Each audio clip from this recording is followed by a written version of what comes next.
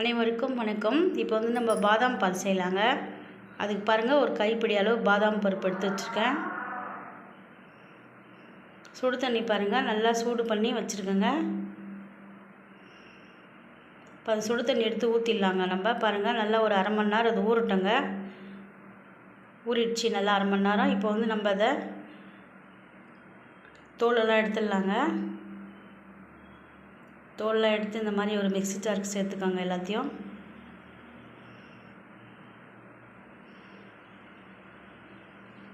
எடுத்துட்டோங்க. இப்போ ஒரு ஏலக்காய் ஒரு 4-5 சேர்த்துக்கலாங்க. நம்ம அதில் கொஞ்சமாக பால் ஊற்றி நல்லா நம்ம பேஸ்ட் மாதிரி அரைச்சி எடுத்துகிட்டு வந்துடலாங்க. அதுக்குள்ளே பாலை காய வச்சுக்கலாங்க. நம்ம பால் அதுக்குள்ளே காஞ்சின்னு இருக்கட்டும்ங்க.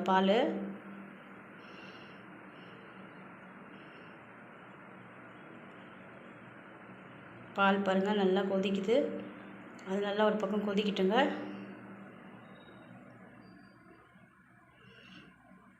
எவ்வளோ திக்காகிடுச்சு பாருங்கள். பால் நல்லா திக்காக காய வச்சுக்கோங்க. ஏடு இருந்தால் கூட அந்த மாதிரி எடுத்து உள்ளே எல்லாத்தையும் இது பண்ணிவிட்டு கரைச்சிடுங்க ஏடை. இப்போ அந்த பாதாம் பருப்பு எல்லாத்தையும் அரைச்சி எடுத்துன்னு வந்துட்டோம். நம்ம பால் கூட சேர்த்து நல்லா இது ஒரு 5 நிமிஷம் நல்லா கொதிக்க விடலாங்க. கலந்து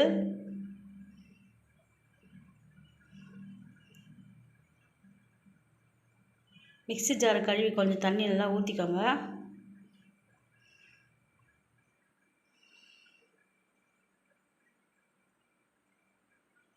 பாருங்கள், கலந்து விட்டுடலாங்க. ஒரு 5 நிமிஷம் அது நல்லா கொதிக்கிட்டோம்.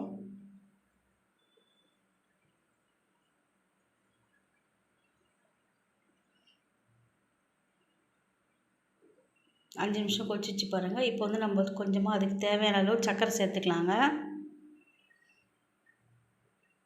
உங்களுக்கு எவ்வளோ இனிப்பு தேவையோ அவ்வளோ சர்க்கரை சேர்த்துக்கோங்க. சர்க்கரை சேர்த்து கொஞ்சம் நல்லா கொதிக்கிட்டோங்க.